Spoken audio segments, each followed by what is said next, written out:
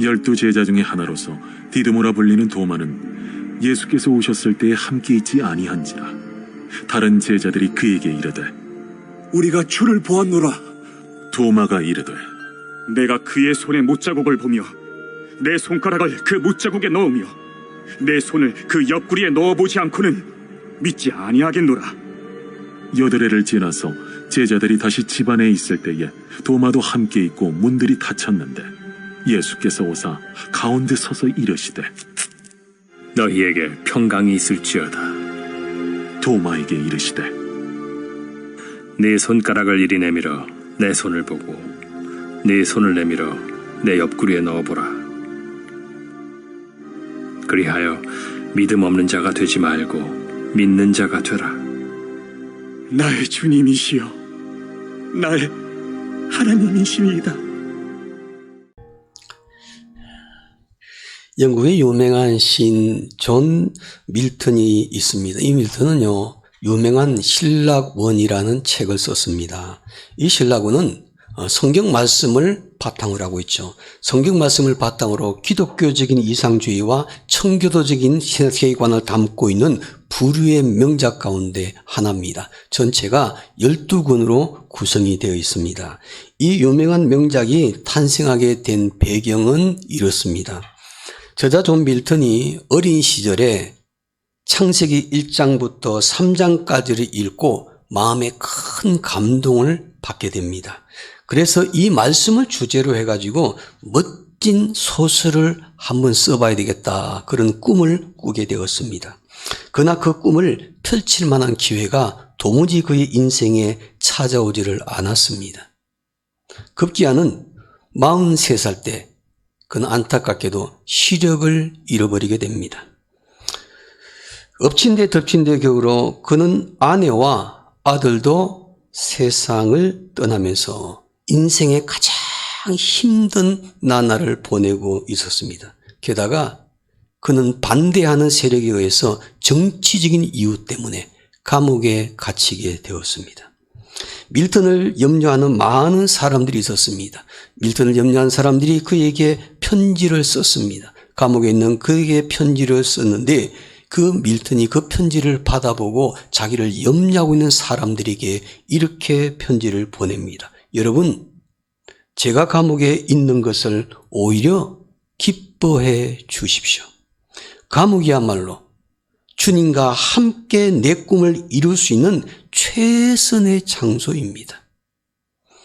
밀턴은 감옥 속에서 어린 시절부터 꿈꾸고 있던 그 일, 성경 말씀을 주제로 글을 쓰기를 시작했죠. 결국 감옥에서 대작 신락원을 탄생시키게 됩니다. 부류의 명작 신락원은요, 인생의 모든 것을 잃고 감옥에서 주님과 함께했던 사람을 통해 탄생한 책입니다. 신락원은 근대 인류 문화의 창가라고도 불리는 책입니다. 그 후 존 밀턴은요, 너무나 유난한 신락원이었기 때문에 그의 속편을 썼습니다. 속편은 복락원이라 이름을 붙여서 또한 작품을 남겼습니다. 앞이 보이지 않는 상황에서도 절대 굴하지 않고 모든 것을 다 이겨내었던 존 밀턴이 이런 유명한 말을 합니다. 정말 비참한 일은 앞을 보지 못하게 된 것이 아니라 앞을 보지 못한 환경을 이겨낼 수 없다고 주저앉는 것이 문제다 그랬습니다. 구약성경 요셉을 보십시오. 요셉도 애굽의 종으로 팔려갔을 때 많은 누명을 썼었죠. 그는 누명에 쓰고 감옥에 갇혔습니다. 이때도 항상 하나님이 자신과 함께 계심을 잊지를 않았습니다. 애굽의 종의 종으로 팔려가 보디발의 집에 있을 때도 하나님께서 나와 함께 하심을 잊지 않았습니다. 억울하게 감옥에 갇혔을 때도 하나님께서 나와 함께 하심을 잊지를 않았습니다. 그 때문에 자신을 종으로 팔았던 형들을 만났을 때 이런 유명한 고백을 했지 않습니까? 이곳에 있게 한 것은 형들이 아니라 하나님께서 하신 것입니다. 형들에게 억울한 일을 당해서 애굽에 팔려가서 너무나 많은 고통과 시련과 환난을 겪었는데 그 요셉이 형들에게 말하기를 형들이 유대인들이 나를 이곳에 보낸 것이 아니라 하나님께서 나를 보내신 것입니다.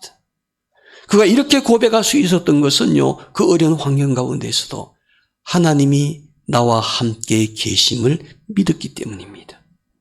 우리 인생은 어디 있느냐가 아니라 누구와 함께 있느냐가 중요합니다.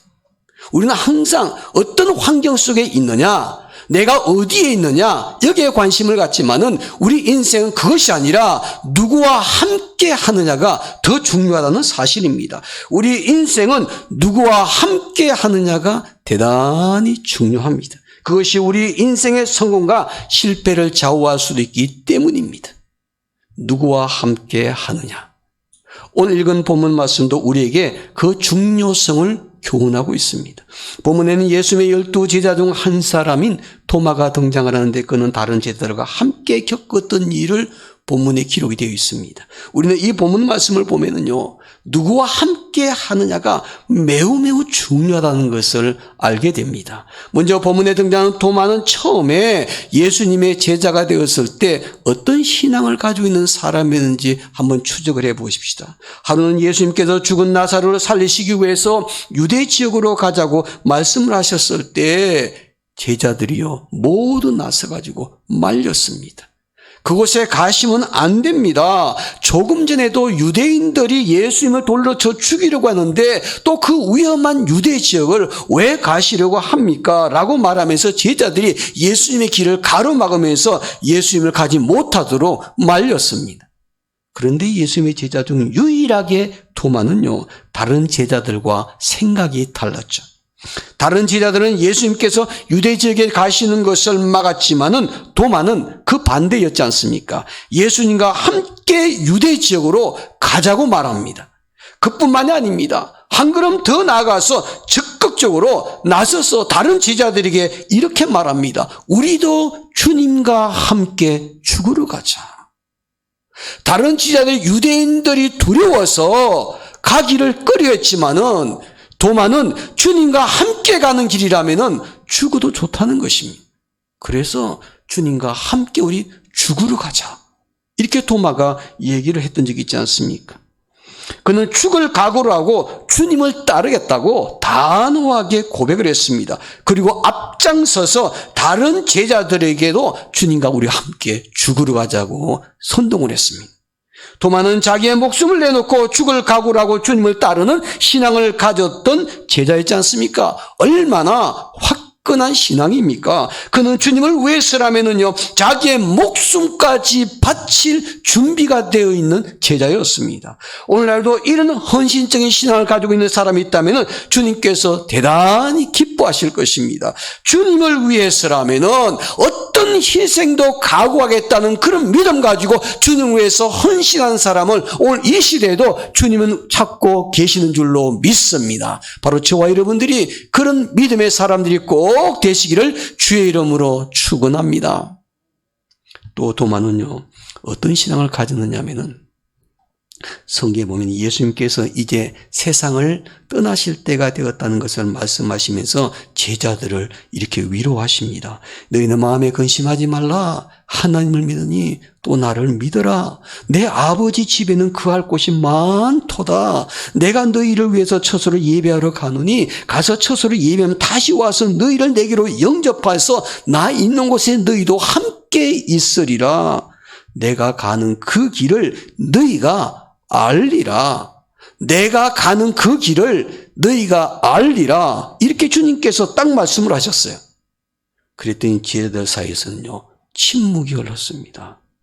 왜 침묵이 흘렀냐면은 그 말씀의 뜻을 이해할 수가 없어가지고.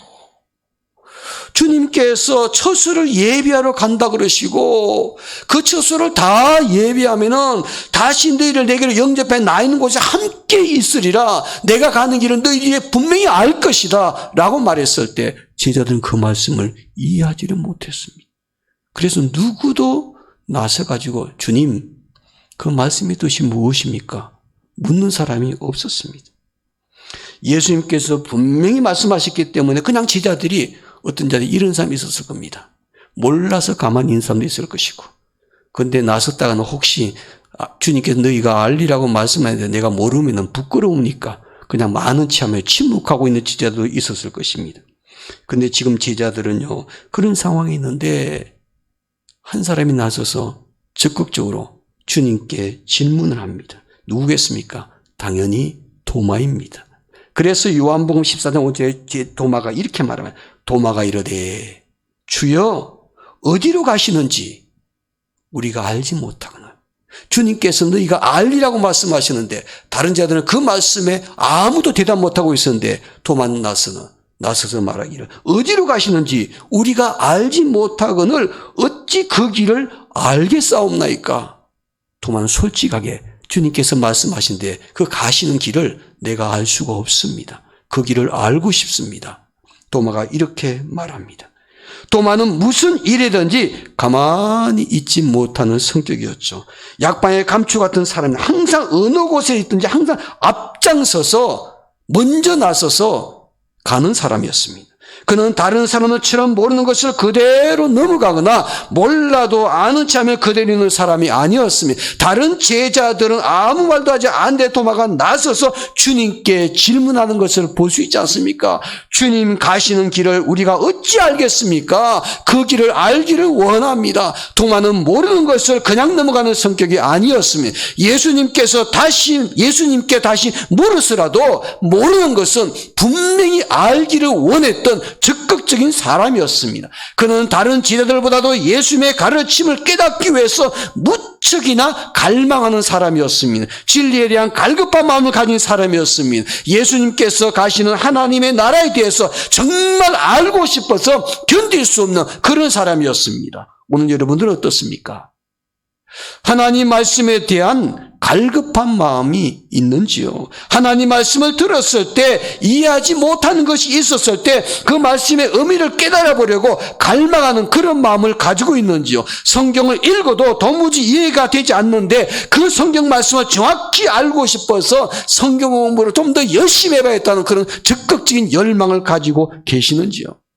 본문에 등장하는 도마는 바로 그런 열정적인 신앙을 가진 사람이었습니다. 예수님의 제자 도마의 신앙을 보면 주님을 위해서 죽을 각오가 되어 있는 사람, 주님의 가르침을 깨닫기 위해서 갈망하는 사람, 바로 그런 신앙을 가진 사람이었습니다. 그런데 오늘 본문에 보니까 도마의 이런 모습과 전혀 다른 모습을 볼 수가 있죠. 본문에 보니까 도마에 대해서 이렇게 말합니다. 믿음이 없는 도마의 모습. 믿음이 없는 사람으로 전락해버린 그 도마의 모습을 발견하게 됩니다. 오늘 본문 25절 말씀 우리 다 함께 읽겠습니다. 25절입니다. 다른 제자들이 그에게 이르되 우리가 주를 보았노라 하니 도마가 이르되 내가 그의 손에 못자국을 보며 내 손가락을 그 못자국에 넣으며 내 손을 그 옆구리에 넣어보지 않고는 믿지 아니하겠노라 하니라. 여러분, 다른 제자들이요 부활하신 예수님을 만났습니다. 직접 눈으로 보았습니다. 다른 제자들은 부활하신 예수님을 만났기 때문에 믿었습니다. 그런데 이 말을 들은 도마의 반응은 이것입니다. 나는 믿지 아니하겠노라. 나는 믿지 아니하겠노라. 믿어지지 않는다라고 말하고 있지는 않습니다.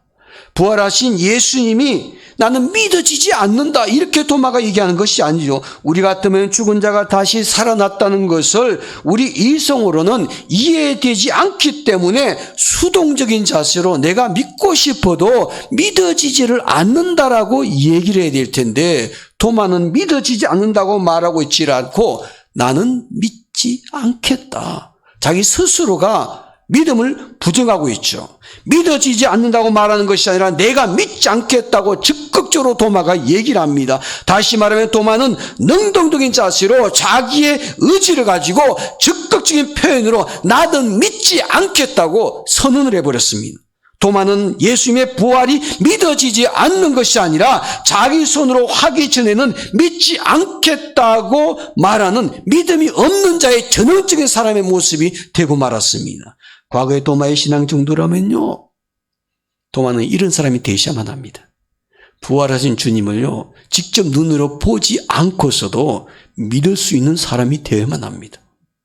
제자들은 부활하신 주님을 만났을 때, 부활하신 주님을 보았을 때 믿음을 가졌다면은, 도마 정도 되는 사람이라면요, 부활하신 주님을 보지 않아도, 부활하신 주님을 만나지 않았어도 그 부활하신 주님을 얘기를 듣고도 믿을 수 있는 믿음을 가진 사람이었습니다. 그런데 도마는 내가 눈으로 보는 것이 아니라 손으로 직접 만져보지 않고서는 믿지 않겠다고 선언합니다. 도마의 신앙을 보십시오. 어떤 신앙입니까? 신앙이 앞으로 가는 신앙이 아니라 뒷걸음질 치는 신앙입니다. 믿음이 더 성장하는 것이 아니라 과거에 가했던 자기의 신앙 다 까먹고 이제는 후퇴하는 신앙을 가졌습니다. 주님을 위해서 죽을 각오까지 했던 그 헌신적인 신앙, 주님의 가르침을 깨닫지 못하면 도무지 견디지 못했던 도마의 그 배움의 열정이 다 없어져 버리고 이제는 믿음이 없는, 믿음이 연약한 자리에까지 떨어져 버리는 도마의 신앙을 볼 수가 있지 않습니까? 우리는 코로나19 팬데믹 시대를 보내고 있습니다. 이 코로나 팬데믹 시대에 우리 국민들이 보면요, 경제적으로 양극화 현상이 아주 심각하게 드러나죠. 사업하시는 분들도 이 코로나 팬데믹 시대도요, 장사 잘하고 사업 잘 되신 분 많아요. 여러분 식당 가보십시오. 없는 집은 팔이 날리고요, 문 닫고 난립니다. 임대료도 못 냅니다. 그럼에도 불구하고 가보면 사람들이 바글바글 그냥 장사가 잘 된 사람도 많습니다. 회사도 마찬가지죠. 사업체도 코로나 팬데믹 때문에 너무 어렵게 힘들게 시절을 보내는 사업체도 있는가 하면은 오히려 더 사업의 부흥기를 이루고 있는 회사들도 많이 있습니다. 물질적인 양극화가 심각한데 여러분, 신앙생활에서도 양극화가 심화되고 있다는 것을 깨닫게 됩니다.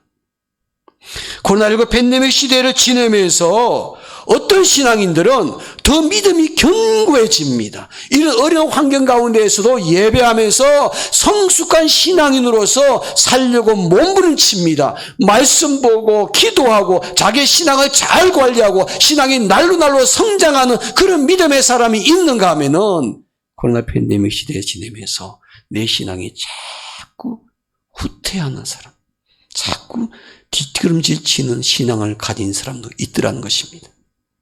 신앙생활도요, 양극화가 심각해지고 있습니다.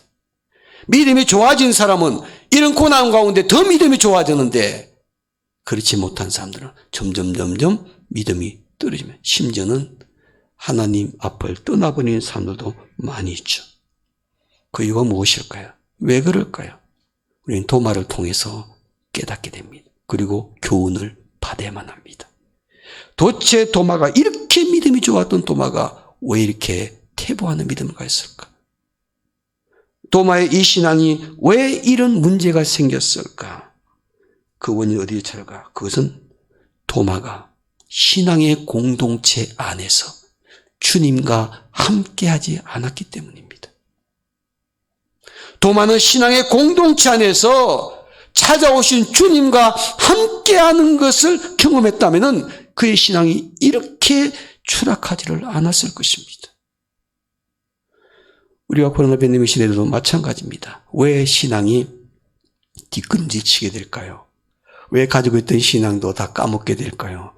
바로 그것은 신앙의 공동체를 벗어나 버린 겁니다. 그리고 주님과 함께하지 못하는 것입니다. 반대로 우리 코로나 팬데믹 시대에 더 믿음이 성숙하려면은, 더 믿음이 성장하려면은 어떻게 될 것인가? 신앙의 공동체 안에서 주님과 함께하는 성도가 되셔야만 합니다.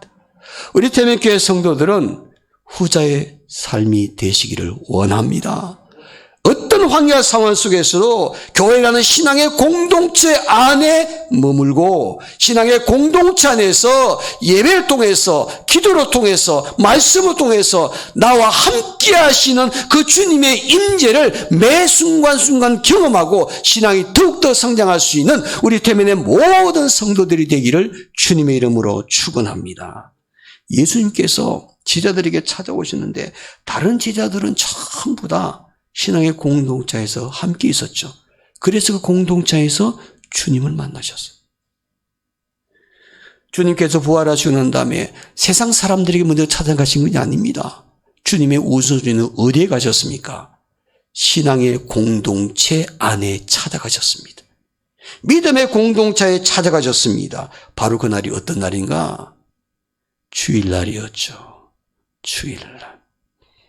주님께서 주일날 제자들을 만나기 위해서 신앙의 공동체 안에 찾아가셨습니다. 그래서 제자들이 그 주님을 만나고 기쁨과 감격을 누리게 되었죠. 근데 안타깝게도 토마는 그 주일날 부활하신 주님을 만나지를 못했습니다. 신앙의 공동체 안에 없었습니다. 그리고 주님과 함께하지를 못했습니다. 그래서 토마는 부활하신 주님을 만나는 기쁨과 감격과 영광을 누리지를 못한 사람이 되고 말았습니다. 그는 신앙의 공동체 안에 있지 않았고 주님과 함께 있지도 않았습니다. 부활하신 주님을 만나는 기쁨과 감격과 영광을 누리지 못하는 불행한 사람이 되고 말았습니다. 심지어는 그의 신앙은 퇴보하면서요, 이제는 신앙을 의심하는 자리에까지 떨어지고 말았죠. 부활하신 주님을 만나는 놀라운 신앙적 체험을 했던 다른 지자들의 간증을 아무리 들어도 믿어지지가 않았습니다. 다른 지자들은 모두 주님을 만나고 난 다음에 주님께서 부활하신 것 때문에 기뻐하고 즐거워하고 있는데 토마는 그 사람들과 다른 모습으로 서 있는 것을 볼 수 있지 않습니까? 사랑하는 성도 여러분, 신앙의 공동체 안에서 우리가 반드시 있어야 할 그 자리에 있지 않고 떠나 있을 때는요, 우리는 또다시 도마 같은 사람이 될 수가 있습니다. 교회라는 신앙 공동체 밖에서 겉돌게 될 때 우리의 신앙은요, 성장하지 않고 오히려 퇴보할 수밖에 없습니다. 교회라는 신앙 공동체로부터 떠나 있게 되면 마지막은 무엇일까? 불신앙의 자리에 떨어지는 것입니다. 그 신앙의 공동체에 임하시는 하나님의 그 놀라운 은혜를 체험할 수가 없습니다. 다른 사람들은 은혜 받았다고 감격하고 막 기뻐하고 있는데 그 공동체 밖에 있는 사람들은 마음이 냉랭합니다. 지금 여러분들은 어떤 신앙을 가지고 계신 분이신가요? 우리 코로나 팬데믹 19 시대 모두가 함께 신앙의 공동체 안에서 주님과 함께 함으로 말미암아 신앙의 기쁨 꼭 누릴 수 있는 우리 태면의 성도들이 되시기를 주의 이름으로 축원합니다. 그런데 본문에 등장하는 도마는요, 계속해서 그런 자리에 머물지를 않았습니다.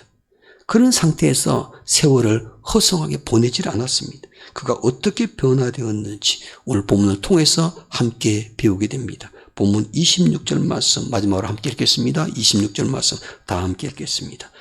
8해를 지나서 제자들이 다시 집안에 있을 때 도마도 함께 있고 문이 닫혔는데 예수께서 오사 가운데 서서 이르시되 너희에게 평강이 있을지어다 하시고 아멘.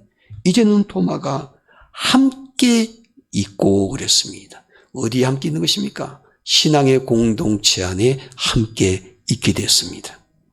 예수님께서 부활하신 후 제자들에게 처음 나타나셨을 때는 도마는 신앙의 공동체 안에 있질 않았습니다. 그리고 주님과 함께 하지를 못했습니다. 그러나 8일이 지나고 난 다음에 그 이유는 감격스럽게도 도마는 그 신앙의 공동체 안에 머물게 되었습니다.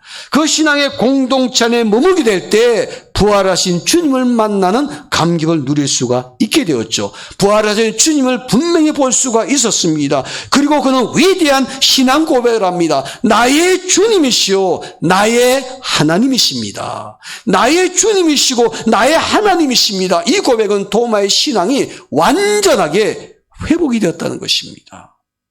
침묵에 빠졌던 그 도마의 신앙이 다시 회복이 되었습니다. 이 신앙 고백은 성경에 기록된 여러 신앙 고백 가운데 가장 위대한 신앙 고백입니다. 하나님께서 가장 기뻐하시는 신앙 고백입니다. 나의 주님이시요 나의 하나님이십니다. 이 신앙 고백 하나가 도마의 모든 신앙이 다시 회복되었다는 것을 보여주고 있습니다. 그는 이런 신앙 고백은 그의 이런 신앙 고백이 이제 신앙이 완전하게 회복되었음을 보여주는 것이거든요. 부활을 믿지 않겠다고 말했던 그가 이제는 그 예수님을 나의 주님이십니다. 나의 하나님이십니다. 이렇게 고백하는 사람으로 바뀌게 되었습니다. 바로 8해 후에. 그가 8일 동안 어떤 시간을 보냈을까? 저는 궁금해집니다. 천국에 가면 도마에게 묻고 싶습니다. 그 8일 동안을 어떻게 보내셨습니까? 그 8일이 참 중요하거든요. 왜냐하면 그 8일이요 도마의 인생을 결정할 수 있기 때문에 그 8일 동안 지내면서 도마가 완전히 주님과 멀어지는 삶을 살았다면 그는 이제는 다시 공동체에 들어오지를 못했을 것입니다. 그냥 그렇게 인생 살다가 그냥 죽었을 것입니다. 천국에는 갈 수 있었겠죠. 그러나 8해 동안 도마에게는 놀라운 변화가 일어나게 되었죠. 이래서는 안 되는구나. 내가 신앙을 다시 회복해야지. 자기 자신이 신앙의 공동체 밖에 있었을 때 주님을 만나지 못했던 그 안타까운 것을 교훈 삼았습니다. 그리고 이제는 신앙의 공동체 안에 머물게 됩니다. 신앙의 공동체 안에서 끝까지 머물게 됩니다. 그 위에 도마의 모든 삶을 사도행전에 보니까 제자들이 함께 모이는 신앙의 공동체 안에서 도마의 이름이 빠지지를 않습니다. 계속 도마의 이름이 그 신앙의 공동체 안에 함께 등장을 합니다. 도마가요, 한번 그 일을 경험하고 난 다음에 8해 동안 뼈저리게 철저하게 자기 자신을 늦췄습니다. 그리고 신앙의 공동체 안에 머물기를 시작했죠. 그랬더니 그 신앙의 공동체에서 주님을 만나는 기쁨과 감격을 누린 사람이 되었습니다. 사랑하는 여러분, 코로나 팬데믹19 시대에 우리가 어떻게 살아야 될 것인가? 우리 신앙의 사람들 가운데 이럴 수 있죠. 코로나를 탓하며 사는 사람이 있을 것입니다. 코로나 때문에 우리가 너무 힘들다고, 코로나 때문에 예배도 마음대로 드리지를 못한다고 계속해서 코로나만 탓하면은 언제 우리의 신앙이 회복이 되겠습니까? 이제는요, 코로나를 탓할 시간은 지났습니다. 그 코로나 속에서도 우리가 어떻게 신앙생활을 해야 될 것인가? 여기에 관심을 둬야 될 때입니다. 이제 정부에서도 위드 코로나와 함께 생활하는 것을 이제는 추진하고 있다지 않습니까? 우리 신앙도 어떻게 되었습니까? 위드 코로나와 함께 신앙생활을 하는 겁니다. 그리고 우리 신앙이 퇴보하는 것이 아니라 더 성장하는 신앙이 되셔야만 합니다. 그리고 해서 우리의 신앙의 공동체에서 성도들과 함께 있는 것, 첫 번째입니다. 교회라는 신앙의 공동체에서 성도들과 함께 있는 것, 이것이 위드 코로나 시대에 우리가 해야 될 자세입니다. 그 다음에 두 번째는 그 공동체에서 주님과 함께 하며 사는 것입니다. 성도들과 함께하고 주님과 함께하는 사람, 바로 이런 사람이 이 코로나 시국을 잘 이겨낼 수 있는 줄로 믿습니다. 아프리카 선교사 그러면은 딱 떠오르는 사람이 리빙스턴이지 않습니까? 데이빗 리빙스턴, 너무나 유명한 사람이기 때문에 아프리카 선교 그러면은 데이빗 리빙스턴만 사람들이 생각을 하게 됩니다. 그런데 이 리빙스턴이요, 죽기 전에 자기의 후계자를 세웁니다. 자기의 후계자를 세우는데 누구를 세우냐면 댄 크로포드라는 사람을 후계자로 지명을 했습니다. 근데 우리는 리빙스턴은 알고 있는데 크로포드는 누군지 잘 모르는 사람들이 많습니다. 리빙스턴이 죽기 전에 크로포드를 갖다가 그의 후계자로 세웠습니다. 처음에는 리빙스턴의 후임으로 크로포드가 세워졌을 때 워낙 리빙스턴이요, 훌륭한 인물이라서 그 리빙스턴 뒤에 자리를 잇는다는 것이 그렇게 성공적인 성과를 내기가 정말 힘들 거라고 사람들이 다 부정적으로 생각했습니다. 어떻게 리빙스턴을 따라갈 수가 있겠느냐? 그 일을 어떻게 맡아가지고 성과를 낼 수 있겠느냐? 사람들이 전부 다 부정적인 생각을 가졌습니다. 그렇게 예상을 했는데, 그러나 시간이 흐를수록 크로포드는요, 리빙스턴의 역할을 완벽하게 대체하면서 사역을 했습니다. 오히려 어떤 사람들에게는요, 이 크로포드가 리빙스턴보다도 더 뛰어난 사역을 했다라고 평가를 할 정도입니다. 크로포드가 이처럼 리빙스턴보다 훌륭한 사람이 아니었지만은, 유명한 사람이 아니었지만은, 이렇게 훌륭히 사역을 잘 감당할 수 있었던 비결이 무엇일까? 사람들이 궁금하게 생각했습니다. 그의 사역 비결을 그가 죽고 난 다음에 평생 동안 그의 사역을 하면서 끼고 늘 소지하고 다녔던 낡은 성경책이 있었는데, 그 성경책 유품을 정리하다가 그 성경책 안에 표지에 이런 글이 적히는데, 그 글을 늘 크로포드가 읽고 마음에 새기고 그러면서 사역을 했는데, 리빙스턴 못지않은 훌륭한 사역을 하는 사람으로 남게 되었습니다. 그 낡은 성경책 표지 속에 이런 글이 적혀 있었답니다. 난 이 엄청난 사역을 감당할 수 없다. 파도는 거세고 높아서 넘어설 수 없다. 안개가 짙어 앞이 보이지 않으며 하늘의 빛도 나에게 닿지 않는다. 너무나 비극적이죠. 절망적인 환경이었습니다. 그러나 우리는 반드시 승리한다. 나는 앞이 보이지 않으며 하늘빛도 나에게 닿지 않지만은, 그럼에도 불구하고 나는 승리를 확신한다. 나는 약하지만은 주님이 함께 하신다면은 이 나약함과 약점을 나는 충분하게 극복할 수가 있다. 나의 부족함과 나의 나약함 때문에 나는 주님과 함께 할 수밖에 없다. 철저하게 주님과 함께함으로 말미암아 나 이 나약함과 약점을 극복해야겠다. 나는 매일 지치고 무너지지만은 하나님께서 나를 절대로 포기하지 않을 것이다. 그래서 주님과 나와 주님 함께하게 될 때 나는 이 모든 어려움을 이겨내고 반드시 승리하게 될 것이다. 크로포드의 비결은 그것입니다. 주님께서 함께 해주시는 것, 주님과 함께 사는 것, 주님과 함께 사역하는 것, 이것이 바로 그의 성공의 비결이었습니다. 나는 할 수 없지만은 주님은 하실 수가 있습니다. 나는 할 수가 없지만은 하나님은 하실 수가 있습니다. 코로나19 팬데믹 시대에 겪고 있는 우리가 어려운 환경을 잘 견뎌내고 세상을 이길 수 있는 방법은 오직 하나입니다. 믿음의 공동체 안에서 주님과 함께 하는 것입니다. 이번 한 주간 동안도 그런 신앙의 공동체에서 주님과 함께함으로 주님의 놀라운 역사 꼭 체험할 수 있는 여러분과 제가 되기를 주님의 이름으로 축원합니다. 기도하겠습니다.